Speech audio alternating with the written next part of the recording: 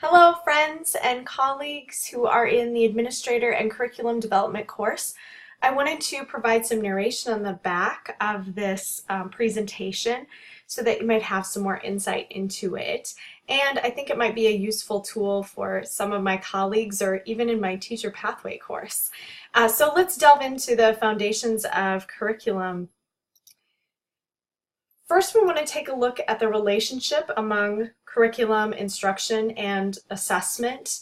Curriculum, whether it's intentional, recommended, learned, or hidden, informs instruction, the daily carrying out of that curriculum. And then instruction then informs assessment, first at the formative level, which then impacts instruction, but also at the summative level, providing teachers and administrators with some insight into what is actually being learned. To break that down a little bit more, if we look at the types of curricula, written, supported, taught, and tested curricula make up intentional curriculum. The written curriculum articulates this intention. Hidden curriculum, as opposed to intentional curriculum, includes what is learned from a school's culture and climate. That may be, for example, school norms and disciplinary measures, as well as time and space allocated for activities. Let's take a closer look at recommended and learned curricula.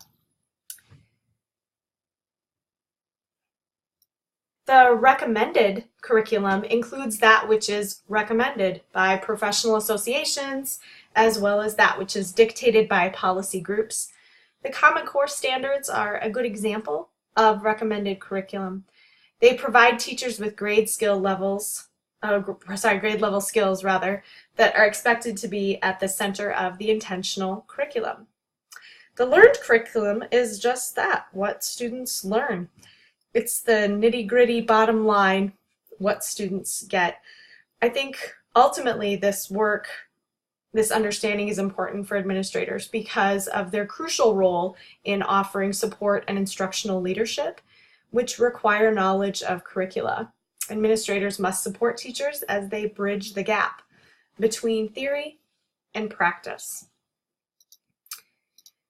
As we have already learned, there have been many historical influences and educational eras that have impacted curricula.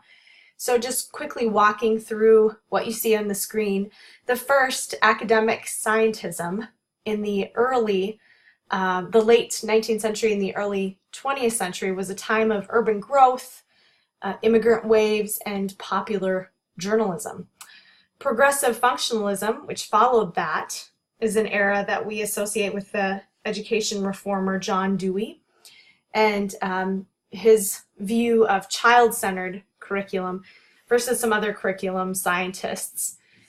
This era also encompasses a shift from hope and optimism to depression, which includes the Great Depression and leading into World War II. Dewey's philosophy was about learning through experience. It was child-centered. Others of the time, like Franklin Bobbitt, started with the model adult and then worked backward. The turbulent times that included World War II and then the beginning of the Cold War make up developmental conformism. It's not surprising to me to think of this time period, the early 50s, as the age of conformity might spread into education. We might see that societal norms and values find their place in the classroom. I read that most important was Havikhurst's developmental tasks, those tasks that supposedly would lead one to happiness and approval by society.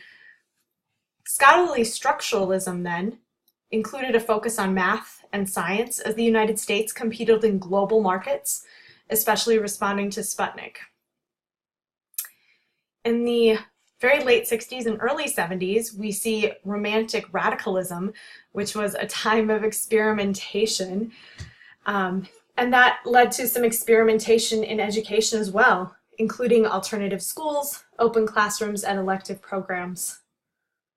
Privatistic conservatism follows, which is kind of the ebb, I think, of the experiment before, and a return to conservative values and fundamentals. It was the arrival of the information age and included widespread immigration. There were responses to those, to the information age and to immigration, including rigor, accountability, the voucher system. The 1983 publication of A Nation at Risk painted a dire and dismal picture of American education and called for some response. What followed then in the 90s was a time of technological constructivism, where states put together their content standards, where charter schools were given a kind of place between public and private schools.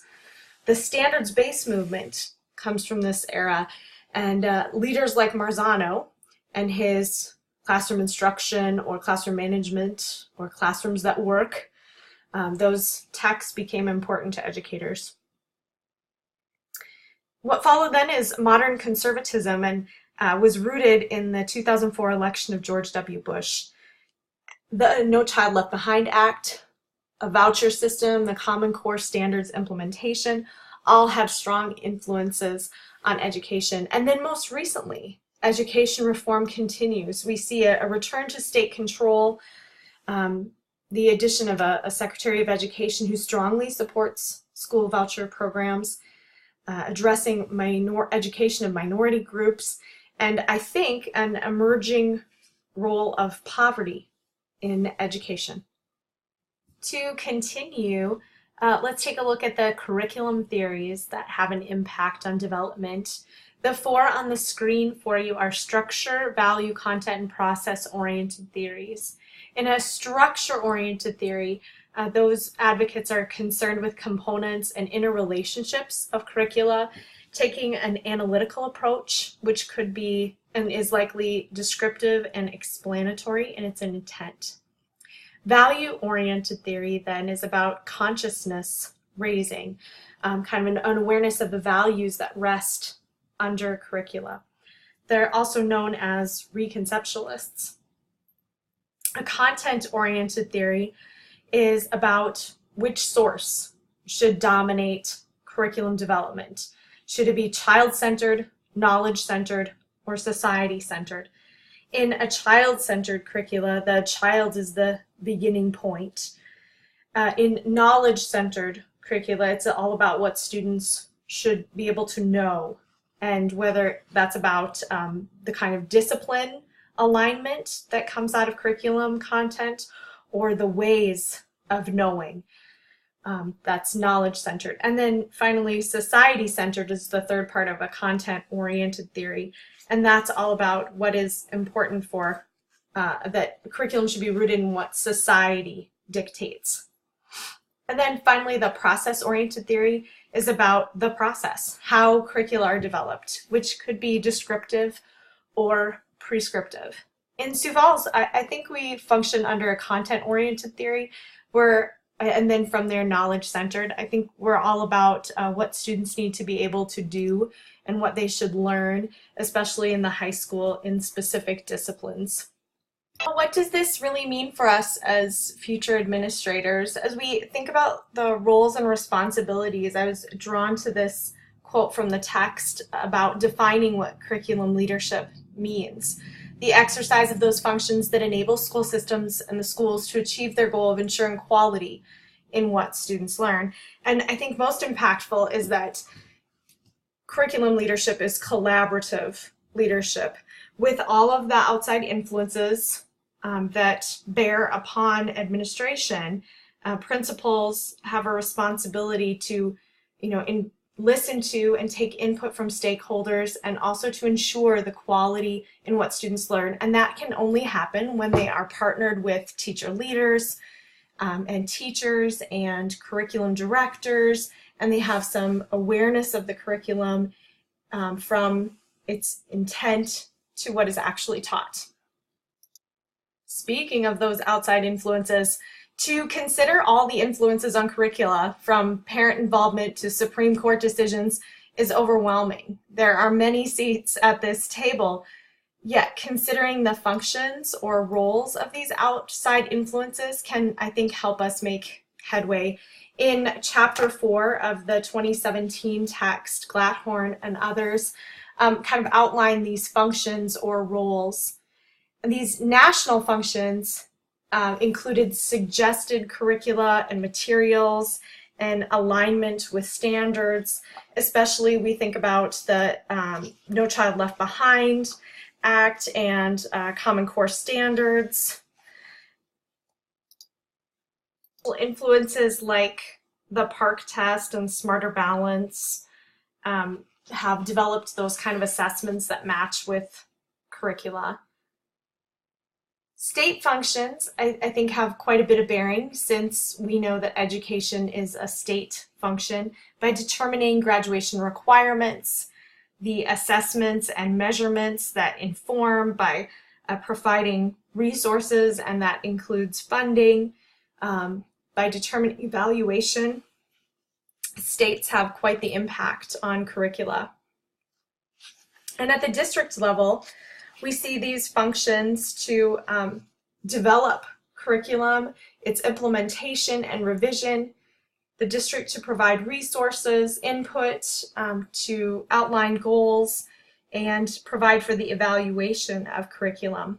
Within a school, even though some districts might be really rigid in implementation of curriculum, it's still up to the schools, leaders to craft curriculum that shapes and fits their school climate and culture. And then when it comes right down to it, classroom teachers are the ones who carry out curricula. They are the ones who implement and enrich. They are the ones who evaluate and bring to fruition the intent of curriculum. Thank you so much for listening, and I hope to see you online soon.